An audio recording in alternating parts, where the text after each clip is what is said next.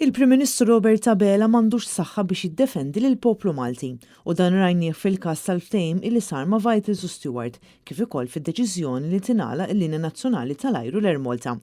F'intervista li saritlu mill-Malta Independent il-kap tal-Partit Nazzjonalista Bernard Gregg tkellem fost oħrajn dwar id-deal li l-Gvern Malti għamel ma' Vital u Stewart, deal illi seraq il-miljuni mill-poplu Malti wawċi.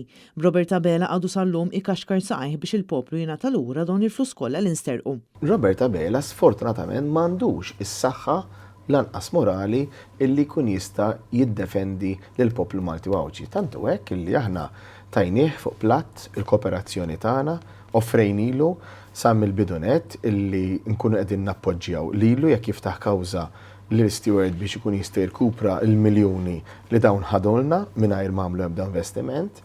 Hija kawża li jista' jiftaħ u biss għaliex huwa l-Prim Ministru ta' pajjiżna, però Robert Abela għadu sal-lum jilgħab bid-diskors biex jaħrab milli jagħmel dak li huwa dmir tiegħu. Bernard Gregg qal li biex gvern juri li tassew qed jieħu azzjoni jrid jieħu l-aħjar deċiżjonijiet u ma jkun marbut ma' ebda ftehim illi jsir. Meta kien qed jitkellem dwar l-Air Malta, Bernard Gregg qal li l-gvern għandu l-obbligu li jgħid il-verità kollha dwar dak kollu li qed isseħħ fil-linja nazzjonali tal-ajru. Saħaq li huwa ta' tħassib li l-Gvern Laburista qed jevita li jitkellem dwar din il-kwistjoni tant importanti fil-Parlament fejn dan kollu juri li hemm numru ta' problemi bil-pjan li kien fassal l-Gvern Nazzjonalista fl-2012 spiċċa sfuma fix-xejn. Dan hekk kif numru ta' Ministri Laburisti fl-aħħar 10 snin abbandunaw dan il-pjan u spiċċa kulħadd ħad direzzjoni differenti. Bernard Gregg saħaq li pajjiżna spiċċa f'sitwazzjoni fejn iċ-Chairman tal-Air Malta jgħid mod u l-Ministru responsabbli mill-Air Malta jgħid mod ieħor. Bitnejn ma jaqblux dwar is-sitwazzjoni preżenti li spiċċat fiha l-linja nazzjonali tal-ajru.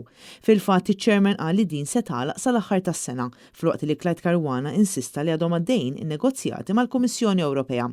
Evidentement hemm problema fit-tmexxija. Irid ikollna Air Malta li tkun immexxija kif suppost. Ma neffordjawx li ma jkollniex linja nazzjonali tal-ajru.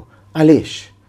Għaliex kif jidhru li sejrin l-affarijiet se jkollok l-Air Malta ħadd tkompli tnaqqas mill-perċentwali ta' t-titjiriet li tkun qed tkopri minn u lejn pajjiżna jinżel għal madwar 25% mill-indikazzjonijiet. Fil-waqt li operatur privat barrani se jkollu madwar 50% ta' dak l-operat, dak ifisser li se jkollok allura l-interessi tal-poplu Malti fidejn operatur barrani u ma nkunux kapaċi li konna linja nazzjonali tal-ajru tkun qed isserraħ ras il-ħtiġijiet ta' gżira li tiddependi mill-traġitt mhux biss bil-baħar imma wkoll l-ajruplan. Huwa fakkar kif fil-jiem li għaddew li Speaker Andrew Farrugia maċċettax it-talba tal-Oppożizzjoni biex fil-Parlament ikun hemm dibattitu fuq l-inkjesta pubblika dwar il-mewt ta' Jean Paul Sofia, kif ukoll dwar l-Air Malta. Din id-deċiżjoni turi li l-Speaker hija hemm biss biex jipproteġi lill-Gvern. Allura inti jista' jkun li jkolli fiduċja fi-Speaker li qiegħed hemm biss gatekeeper għall-Gvern li għadu ma femx li qiegħed hemm biex jirrappreżenta u jmexxi l-ogħla istituzzjoni tal-pajjiż għal ġid tal-poplu Malti wawċi skont il-Kostituzzjoni ta' pajjiżna. Bernard Gregg qal li pajjiżna għandu Prim Ministru li għadu qed jippersisti milli ssir inkjesta pubblika dwar il-mewt ta' żagħżugħ Jean Paul Sofia. Għaskontu inkjesta maġisterjali hija biżżejjed.